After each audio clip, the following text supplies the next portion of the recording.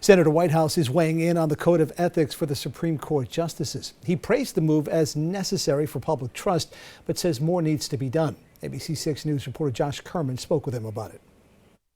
Before this week, almost every court in the United States had a code of ethics judges are required to follow. The only court without one was the nation's highest, the U.S. Supreme Court. Now the justice is releasing a 15-page document for their code, but some politicians say it's not nearly enough.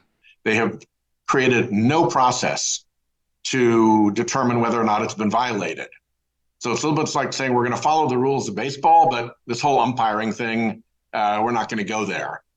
So they call their own balls and strikes. They decide whether or not they're safe or out at first base, and none of that is the way this should operate. No other court operates this way. Whitehouse says the code is an important step forward, but with recent accusations that Justice Sotomayor used staff to push her memoir's sales and Justice Alito took trips and bribes from donors, the work isn't finished. First, to make sure that it is enforceable. There's a process for evaluating a complaint about a justice.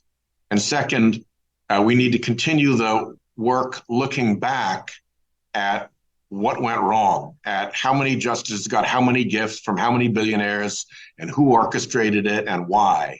Whitehouse has already introduced an act to do this, called the Supreme Court Ethics, Recusal, and Transparency Act.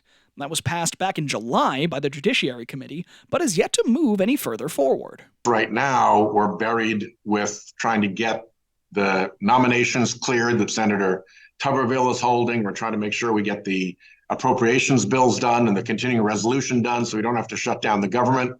So this is a very crowded moment to go to Senator Schumer and say, hey, let's spend a couple of days on this. Just after this interview, the House passed a two-part continuing resolution to avoid a government shutdown by a vote of 336 to 95. And Whitehouse says he feels confident it'll pass the Senate before the deadline this weekend. And I think it'll get quite a positive reception here.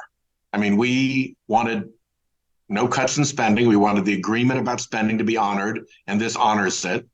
And we wanted to make sure there was no government shutdown, and this postpones the eventuality of and potentially prevents entirely a government shutdown.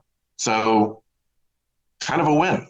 The Senate will have to vote in the next day or so to avoid a shutdown, and President Biden has said he would approve the bill if it reached his desk. After that, Whitehouse says they should be able to move forward on the Supreme Court. In Providence, Josh Kerman, ABC 6 News.